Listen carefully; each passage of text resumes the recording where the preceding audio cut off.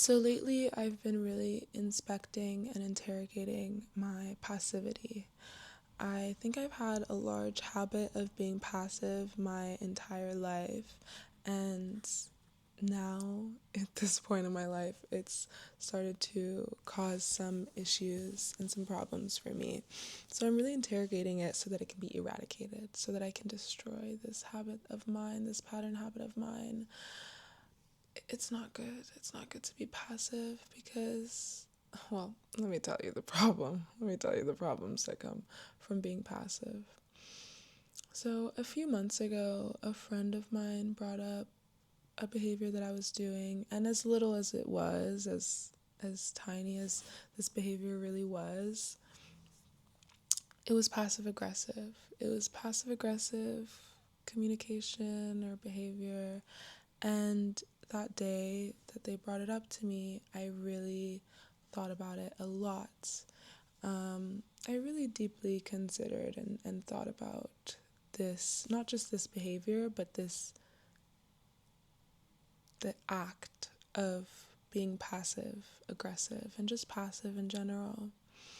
And the whole week I thought about it, and then now months later I'm still thinking about it, and I don't think it's something that I'm going to stop thinking about anytime soon because it's a part of my shadow that is now finally to the light. The ways that this passivity has impacted and also infiltrated all of the relationships in my life.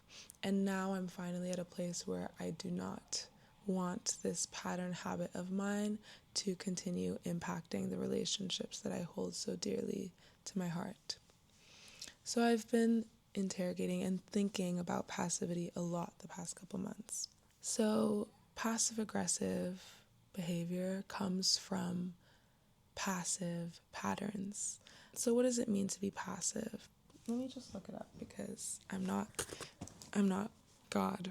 So being passive means receiving an action rather than acting or allowing situations to unfold without resistance or active participation. You can take a passive role in decisions, or you can have a passive personality or passive resistance to something, or be a passive observer. Being passive is something that has kept me safe as a child, because when you grow up in a violent, abusive, or chaotic upbringing, household, family dynamic, being passive honestly saved my life. It kept me safe from my childhood, and it saved my life. If I wasn't passive, then I probably wouldn't have been alive right now. As a child, I was also bullied. I was bullied quite a bit as a child. At first, it was kind of just chill bullying, okay, just making fun of you a little bit here and there. Okay, I have big hands, big feet. My food is Indian food and it smells. Okay, just small things. But at one point, I was bullied very heavily by this girl that was younger than me, which is kind of embarrassing. She was a year younger than me, and she bullied me quite heavily for a whole year, for the whole school year. She bullied me, and I didn't know how to defend myself because I had already developed this habit of being passive in my family life, in my home life. I am the youngest child, and being the youngest child comes with you kind of have to be passive in a certain way because you're born into a family with all the rules, all the dynamics. Everything is already existed by the time you were born, so there's not really much for you to do about it. You're just born into the family dynamic.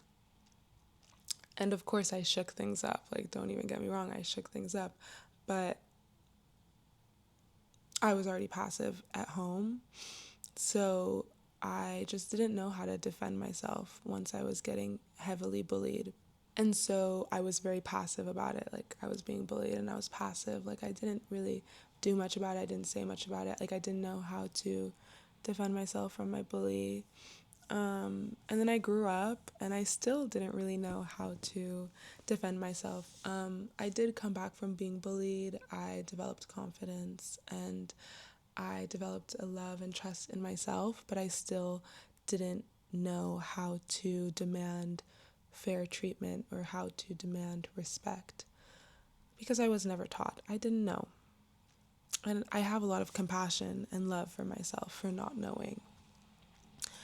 But this is a pattern that developed in me. And as you can see, it's a very deep pattern that goes all the way to my childhood where I would not address certain things in relationships. I wouldn't address things that upset me because I wanted to keep the peace. I wanted things to be comfortable. But really, what this does when you're not addressing the things that make you uncomfortable or the things that make you feel a certain way or the things that hurt you, even if it's just a tiny bit of annoyance or hurt, when you don't address it to keep the peace and to keep things comfortable, what we're really doing is we're keeping the other person comfortable at the cost, at the expense of our own comfort. Because we still are feeling these feelings and we're just keeping it inside. We're keeping the other person comfortable and we're keeping the uncomfortability in ourselves. So it doesn't actually go away, it just goes inside us. And we remain uncomfortable. And I was talking to my therapist about this. What usually happens at that point when we're doing this is it ends up blowing up. It ends up exploding because we end up building resentment for all the ways that somebody has made us uncomfortable, and it doesn't come out until it blows up into a huge explosion. And usually this like blow up is an uncontrollable blow up, an uncontrollable explosion that looks like it is coming out of nowhere for other people. But for us, it's been bubbling inside because it never actually left. It was never actually expressed. It was just kept inwards. And we all know that it's a problem of being passive, but yet I feel like so many of us still continue being passive because it feels easier in the moment. It feels easier because when we bring something up to somebody, it's uncomfortable. Like, it's uncomfortable to bring up to somebody that like something they've said or something that they've done doesn't feel good to us. It's uncomfortable doing that because one, we have to like communicate, we have to be confrontational, and being confrontational, it does take energy. Like, the more you do it, the easier it gets, but it does still take a lot of energy. And then we also don't know how the other person's going to react. And then if we grew up in a certain home, in a certain environment where bringing up our feelings results in like us being punished or like us feeling even worse because our feelings are not taken seriously, they're not considered, it is like a response of like, oh, I shouldn't bring this up because I might be punished. That's what lives in our body. It lives in our body. You know, every single experience that we have lives in our mind, lives in our body. And when something else comes up that feels similar, even if it's not the exact same thing, if it feels similar to the feeling that we had as a child or while we were going through something traumatic, if it feels similar, then it will elicit the same emotions and the same feelings in our subconscious, in our unconscious, in our bodies. So in reality, it might be like a tiny little situation, a tiny little thing, but it feels so much larger because it's bringing all of those other things up. It can be really scary to be honest with people about the way that they speak to us or the way that their actions might impact us and make us feel. It feels like it's easier to not say anything, but what we're actually doing is we're just borrowing peace from tomorrow. We're just borrowing comfortability and peace from the future. We're borrowing that happiness or that peace, that comfort, we're borrowing it from the future to use it today. But when you keep doing that over and over and over again, at a certain point, there's going to be no more comfort or peace in the future, because it will blow up and it will come to the surface. Things will always come to the surface. Things will always reveal itself. In the long run, we're only hurting ourselves and we're only hurting the relationship, because at the end of the day, what we feed the relationship is what will grow. If we're feeding the relationship passivity, like, that's neglect. Like, when you're being passive to the extent where you're neglecting your own emotions, needs, and comfort, once you are neglecting yourself in a specific relationship, then you're also neglecting the relationship. If you neglect yourself or you neglect the other person, you're neglecting the relationship that you have with that person.